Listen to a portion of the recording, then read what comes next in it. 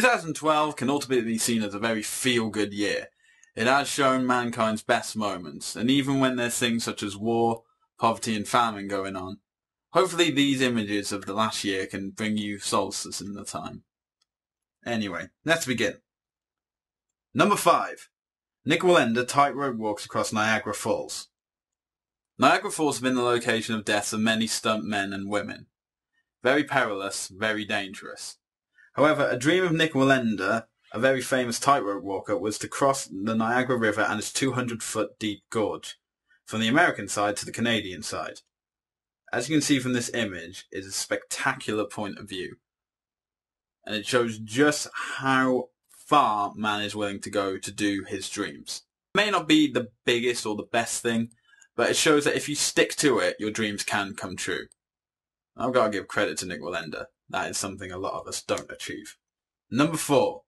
Martin Wright competes in the Paralympics. On the 6th of July 2005, Martin Wright had been spending the night drinking, celebrating that London had won the 2012 Olympics and Paralympics. The next day, however, she was 10 minutes late, and in doing so caught one of the trains with the bombers on of 7-7. Left without both her legs, Martin, instead of shying away from the world, came back stronger than ever and competed in the sitting volleyball team of the GB at the London 2012. Her sheer heroics, as well as outstanding and commendable bravery, earned her the Helen Rollason Award at the BBC Sports Personality of the Year.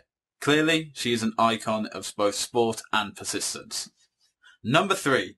Curiosity lands on Mars. While Earth was celebrating the Olympic Games, far away on Mars, Curiosity rover was landing. As you can see by these guys' reactions, it was a pretty big deal. One of my hopes within our lifetime, or to be honest, my lifetime, is that I get to see the first man land on Mars. In the same way I'm sure past generations were able to see the first man land on the moon.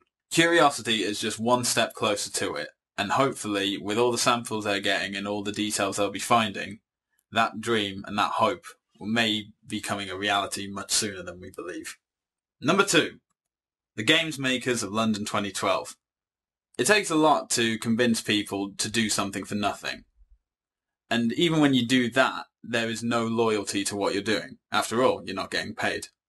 However, when I went to the Olympics, the Games Makers were absolutely fantastic. And I'm pretty sure many thousands of people felt the same way. This army, essentially, showed the best of British work, and they did it all with a smile and for free. To be honest, I did apply to be a London's Games Maker, but I just didn't get any further than the first round. It's a shame, because I probably would have really loved to have the job. Still, I've got to admit, these guys were just simply fantastic. Every single Games Maker showed what was best about the UK, and followed that old tradition of keeping calm and carrying on. And number 1, Felix Baumgartner's 24-mile jump. The jump, sponsored by Red Bull Stratos, was one of the great watches of 2012. The fact that someone can go above and beyond all human endeavour was simply staggering. While many people think that this was merely just a stunt for Red Bull, and I'm not saying it wasn't, it also brought to light many things that could be used in the future. For example, if we are sending more missions into space and hopefully to the Moon and Mars, what would happen in the event that a shuttle was to re-enter the Earth's atmosphere and they couldn't get the shuttle back to the ground, but they knew they could get the crew out safely? More than less, Felix Baumgartner's jump not only answered these questions, but it also demonstrated one thing. And this is a tip I want to give to you.